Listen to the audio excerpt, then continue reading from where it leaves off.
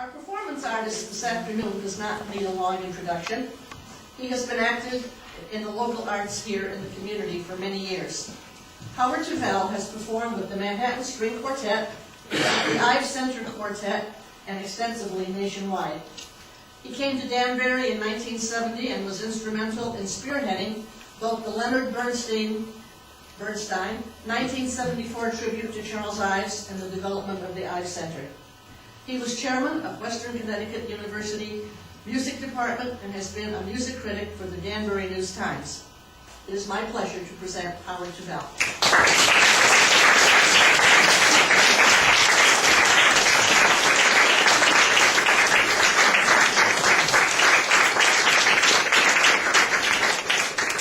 Someone said there's a piano here. Never mind. Well, let's see now. I want to thank you for coming. I just want to tell you that it's turned into a beautiful day, so now if you want to leave, you can go. Join us on outside. When Ben asked me to, Gene asked me to do this sort of thing, you know, I've been in retirement, I haven't been practicing, and I was amazed at how much time it took to get the fingers going. You know? I do take my daily,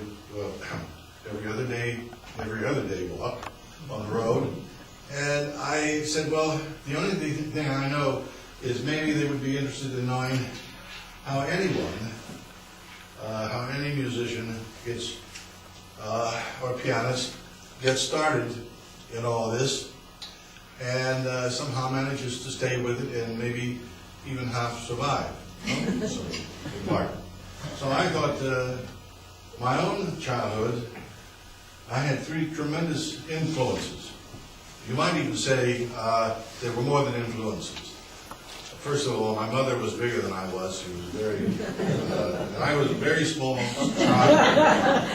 And I started, she heard somebody playing the piano with both hands, and then on a blood-curdling scream when she discovered that it was her own son. And from that point on, you know, they say that behind every person you have to have strong influences. And well, she took me to a teacher who I didn't like.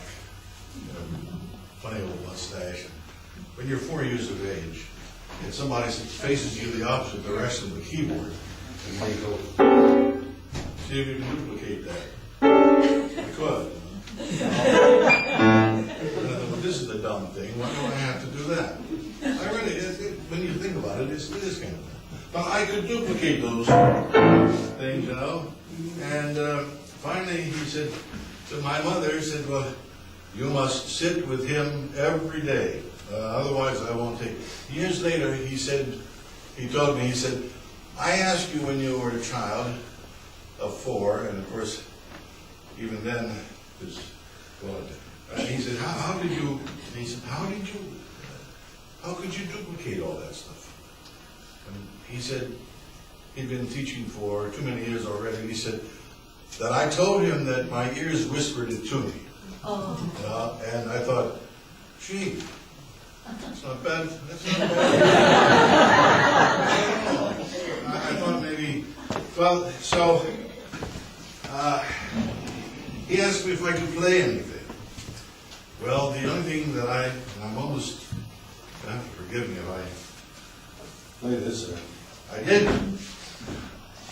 The very first piece that I put together with 2 hands.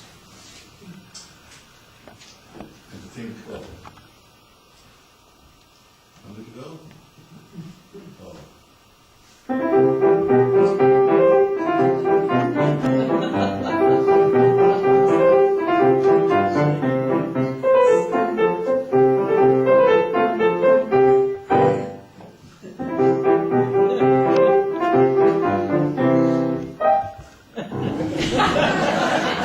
And to think that I ended up in the Navy.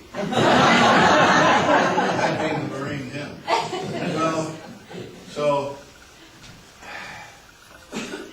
I should maybe mention the fact that, yes, I'm going to be very honest with you, and that is the only thing we had in our home was a big, upright, Kohler & Campbell piano. We had no television. We had no books. We had no paintings.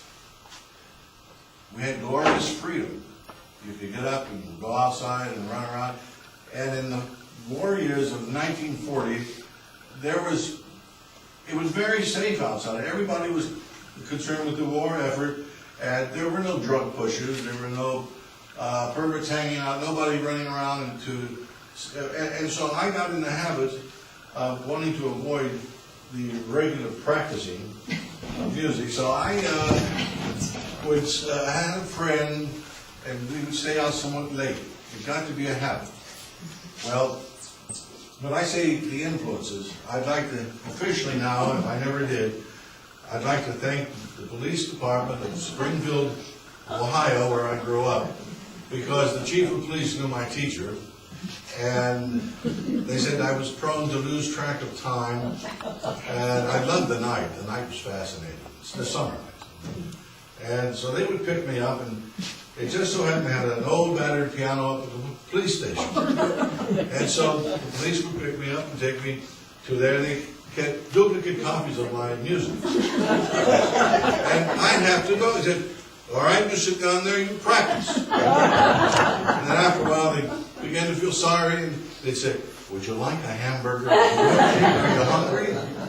So I said, yeah, great, this is great. So I didn't mind being picked up by the police. It was then when I seriously thought maybe a life of crime might pay off. So what did I begin to work on?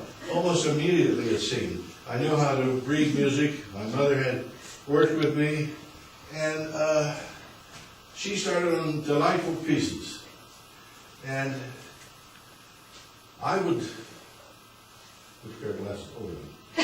I would like to tell you that whenever I think of my 3 years of on Main Street, Springfield, Ohio, speaking of Main Street, we lived on Main Street, we had to move to a commercial end of town, a bakery across the street, Harley Davidson motor shop next door, drugstore, hamburger joints, and all those years, when I play these little Clementi sonatines. Now,